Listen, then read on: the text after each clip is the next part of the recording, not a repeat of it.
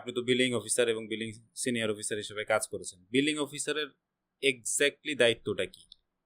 Billing অফিসারের exact দায়িত্ব হচ্ছে পেশেন্ট আসবে কিংবা কাস্টমার যেই বলুক না কেন, পেশেন্ট আসলে তখন তার কাছ থেকে তার যেই চাহিদা আছে সেই চাহিদা অনুযায়ী, যেমন তার যদি কোনো ইনভেস্টিগেশন থাকে, সেই ইনভেস্টিগেশনের বিপরীতে কত বিল আসবে, কিভাবে করতে হবে, সেটার কোনো প্রিপারেশন আছে কিনা, সেটা ক্লিয়ারলি তাকে বুঝিয়ে দেওয়া এবং ওই ক্লিয়ারলি বোঝানোর পরে তার কাছ থেকে ওই পেমেন্টটা নেওয়া, এক্সাক্ট পেমেন্টটা নেওয়া, যত বিল আসে সেই পেমেন্টটা নেওয়া।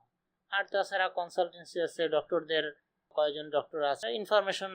এই ইনফরমেশনটা কি বিলিং অফিসার দেয় নাকি কাস্টমার কেয়ার অফিসার দেয়? বিলিং অফিসারই মূলত অনেক ইনফরমেশন দেয়, কাস্টমার কেয়ারও সহযোগী থাকে।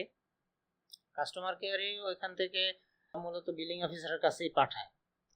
বিলিং অফিসার বাকি যে গ্যাপটা থাকে সেই গ্যাপটা বিলিং অফিসার পূরণ করে দেয়। তারপর কোথায় যেতে হবে, কি টেস্ট আছে, সব কিছু বলে দেয়। তারপরে পেমেন্টের মাধ্যমে তাকে মার্ক করে দেয় কোন রুমে যেতে হবে, কি কি করতে হবে, যদি কোনো প্রিপারেশন থাকে সেটা সিলেকশন করে দেয়। এভাবেই চলে আর কি।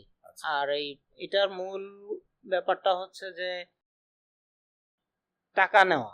সোজা কথা, পেশেন্ট কাস্টমার যাই বলি না কেন, সে পেশেন্ট বিলটা দিবে, সেটা এক্স্যাক্টলি আমি কিভাবে নিব, সেটাই হলো আমার মূল কাজ।